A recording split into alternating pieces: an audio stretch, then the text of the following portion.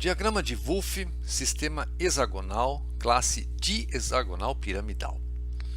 Nós temos aqui na imagem cristais vermelhos de zincita, óxido de zinco, que é um exemplo muito bom de um mineral mais conhecido que cristaliza nessa classe.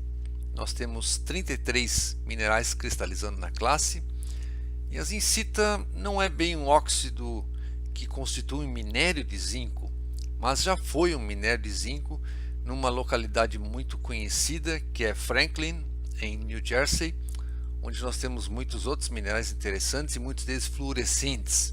Hoje a mina está esgotada, mas foi transformada em mina visitável. A visitação desses minerais fluorescentes na mina é muito interessante. Então, zincita é um mineral vermelho que nós vamos usar para ilustrar a classe dihexagonal piramidal. Nós temos aqui um cristal de zincita. Já podemos ver que não temos plano na horizontal, não tem plano de simetria na horizontal. Agora, na vertical, nós temos aqui o eixo Z vertical, aqui o eixo X, o eixo Y no software não mostra, mas ele está aqui, e o terceiro eixo horizontal, o U, está nessa posição aqui. Olhando isso de cima, nós vamos nos dar conta que temos planos verticais, planos de simetria. Por exemplo, nessa posição tem um plano de simetria, depois tem um plano de simetria nessa posição aqui, e tem um terceiro plano de simetria nessa posição.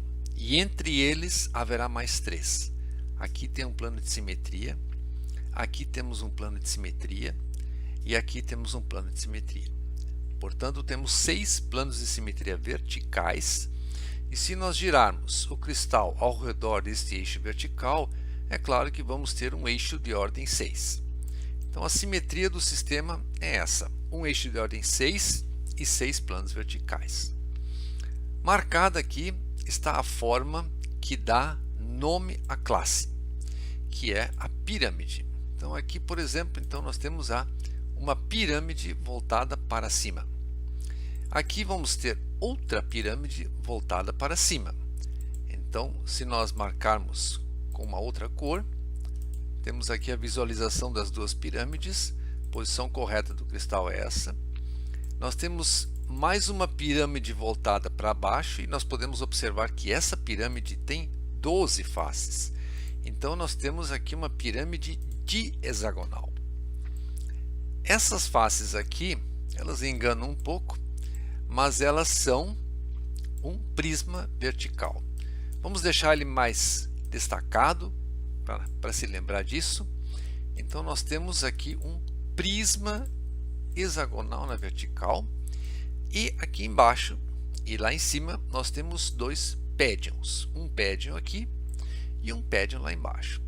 Portanto, esse cristal aqui é uma excelente ilustração das formas que podemos encontrar nessa classe dihexagonal piramidal: o pédion, as pirâmides e o prisma.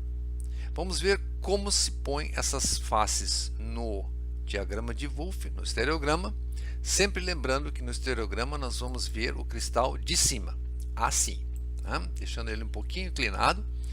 É nessa posição que nós vamos olhar para ele, portanto o eixo de ordem 6 estará no centro do diagrama e os planos então estarão nessas posições se cruzando. Vamos então ao diagrama. Temos aqui o diagrama base. Vamos colocar inicialmente o eixo de ordem 6 no seu lugar, que é aqui, coincidindo com o Z, que é perpendicular ao plano do diagrama. E agora vamos colocar os planos. Um plano coincide com o X. Então, para nós aqui, linha dupla é plano de simetria. Então, um plano de simetria que coincide com o X. Um outro plano de simetria coincide com o Y. E um terceiro plano de simetria coincide com o terceiro eixo horizontal, que nós aqui chamamos de U, mas esses eixos podem ter outros nomes: A, B, C, D, A1, A2, A3, C, enfim. Isso muda um pouquinho com a literatura. Bom, entre esses 3 planos verticais, nós vamos ter mais 3. Então, aqui haverá um plano, aqui haverá outro plano e aqui mais um plano. Então essa é a simetria da classe de hexagonal piramidal no diagrama de Wolff. Bom, se nós agora lançarmos uma face aqui no centro, essa face, em função da simetria, não vai se repetir em nenhum lugar do diagrama, porque a face é perpendicular ao eixo Z e é perpendicular aos planos de simetria. Essa cruzinha representa uma face horizontal. No nosso cristal de zincita, esta face branca aqui. Então, uma face paralela ao plano do diagrama, olhando o cristal na posição correta, é uma face horizontal que é perpendicular ao eixo vertical, né? Então, isto será um pédion. E é claro que nós podemos colocar nesta posição uma face voltada para baixo, que vai ser uma bolinha, como nós representamos aqui, ponto vazio ou bolinha.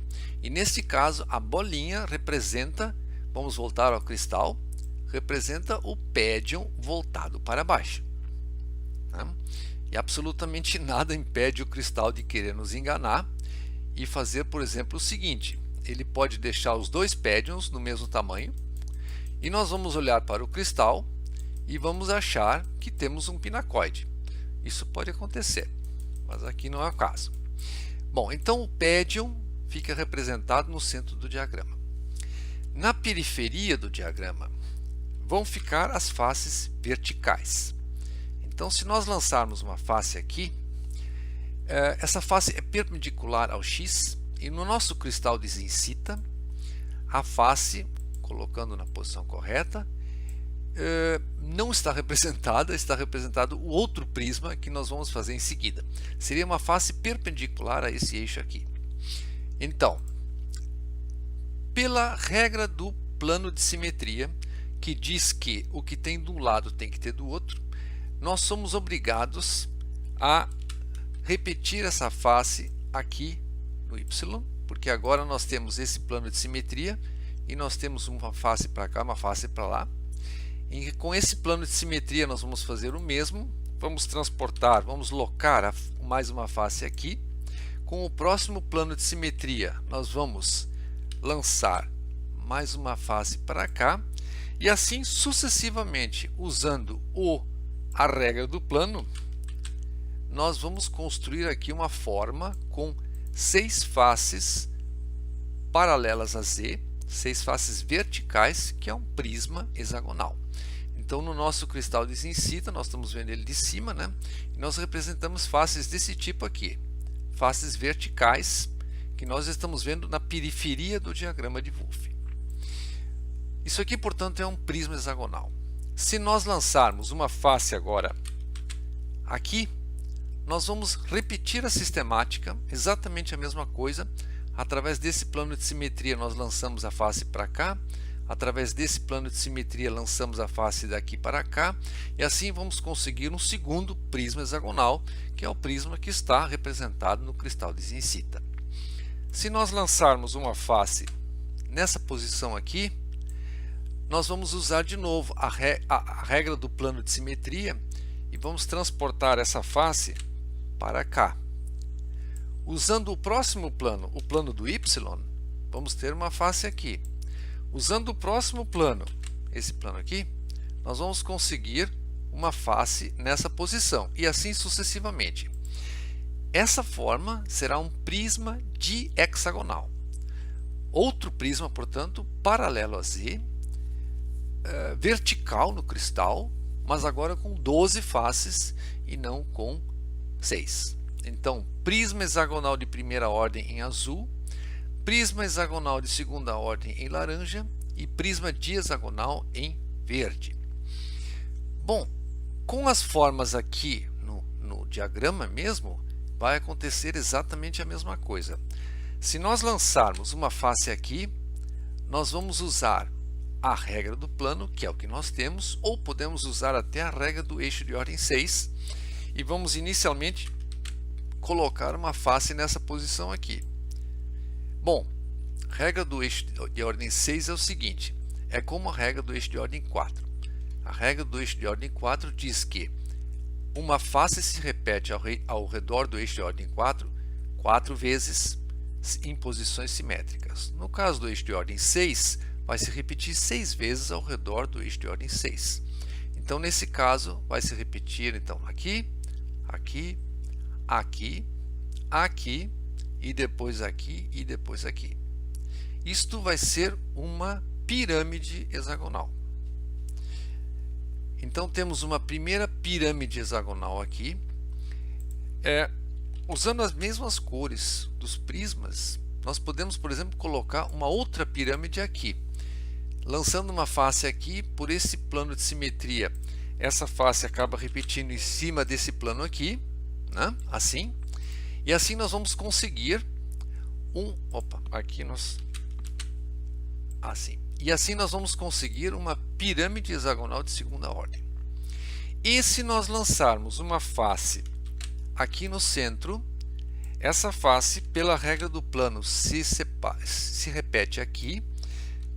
Em função do plano ao seu lado, se repete aqui. Em função do plano ao seu lado, se repete aqui. E assim sucessivamente construímos, então, em verde, uma pirâmide dihexagonal.